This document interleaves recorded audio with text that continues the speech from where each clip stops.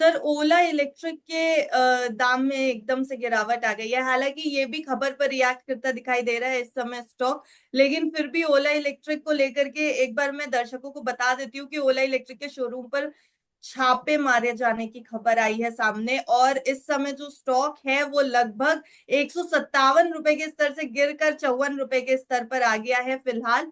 Sir क्या ओला electric के charts भी अभी कमजोर है, या ये सिर्फ मोमेंट्री गिरावट हम समझ के चले खबरों को लेकर के? कैसा लग रहा है अभी चार्ट्स अगर ओला इलेक्ट्रिक का देखा जाए तो? हालांकि कई समय से विवादों में है ये कंपनी इस समय।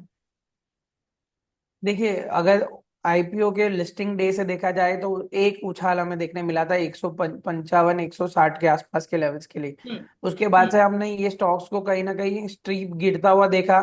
एक पुल बैक रैली आई और वापस अभी ये ऑलमोस्ट 54 रुपीज 55 रुपीज के आसपास पे चला है ये स्टॉक। तो ट्रेंड जी। एनालिसिस के हिसाब से अगर चार्ट देखे और जितना डेटा अवेलेबल है वो हिसाब से, तो कहीं ना कहीं ये वीक ट्रेंड की तरफ दिख रहा है। यहाँ पे कोई भी बाइंग अपॉर्चुनिटी नहीं दिख रही। कंसोलिडेशन नहीं आएगा जब तक और बाकी के जो पॉजिटिव डेवलपमेंट्स नहीं दिखेंगे तब तक के लिए यहाँ पे ये स्पेस में बाइंग थोड़ी हमें अवॉइड करनी चाहिए, या फिर ये स्पेस में नहीं देखे तो भी चलेगा। और जिनके पास है सर वो क्या करें, अभी होल्ड करके रखें या फिर अब बेच दें बस? देखिए, यहाँ पे क्लैरिटी नहीं है। देखिए, जैसे मैंने बताया कि डेटा ही कम है, ज्यादा स्टॉक पे डेटा ही नहीं है। एक साल भी नहीं हुआ ऑलमोस्ट अगर देखा जाए तो स्टॉक को लिस्ट होके। तो टेक्निकली ये स्टॉक्स बाद में उतने रेडार पे नहीं आते। फंडामेंटली ऑफ कोर्स ये अपडेट लेने जैसे है कि जहाँ पे उनको बेहतर इंसाइट्स मिल सकती है वो तरफ से। बजाज फिनसर्व के बारे में आपसे शिवम भार्गव जी जानना चाहते हैं सर।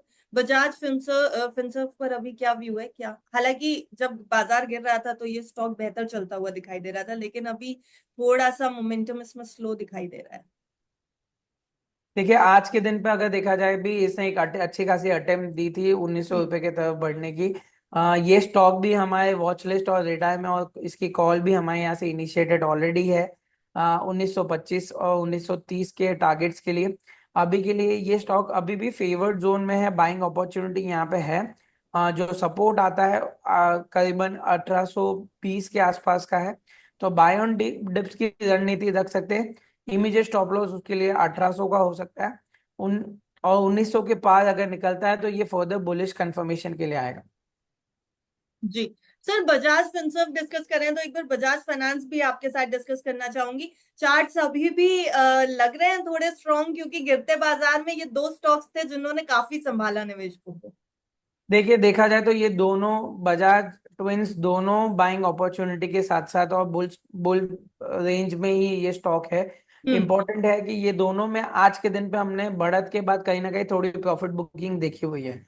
बट इसका इमीडिएट सपोर्ट आता है 80 to 50 के आसपास पे। तो वो लेवल एक इम्पोर्टेंट रहेगा कि वहां पे अगर डिप्स मिलती है और कोई रिवर्सल्स के सिग्नल्स आते हैं तो वापस वो लेवल पे देखा जा सकता है ये स्टॉक को बाइंग अपॉर्चुनिटी के लिए। अभी के लिए क्योंकि ज्यादा मीडियम नहीं है, क्योंकि रेजिस्टेंस इसका जो आता है वो है अप्रोक्सीमेट 8700 के आसपास। तो एटी हम्म। सेवन 725 इसका रेजिस्टेंस है। तो ये रेंज के अंदर है, तो जहाँ पे रिस्क रिवॉर्ड रेशियो कोई भी नहीं है यहाँ पे। तो अभी के लिए अवॉइड करेंगे, डिप्स पे देखेंगे कोई रिवर्सल यहाँ पे बाइंग अपॉर्चुनिटी बनती है तो। जी। ललित सेठिया जी का कमेंट है सर, टीसीपीएल पैकिंग के ऊपर आपका व्यू जानना चाहते हैं। टीसीपीएल पैकिंग को लेकर के क्या कुछ करना चाहिए, अभी क्या स्ट्रैटेजी लेके चले? देखिए, पीसीबीएल लास्ट 3 सेशन से हम देख रहे हैं कि 400 के लेवल के ऊपर नहीं निकल पा रहा है। 400 के लेवल्स के ऊपर निकलता है तो यहाँ से हम एक further buying opportunity momentum breakout देख पाएंगे फॉर 425 430 के लिए। इसने अच्छा खासा एक बुल क्रॉस ओवर दिया हुआ है।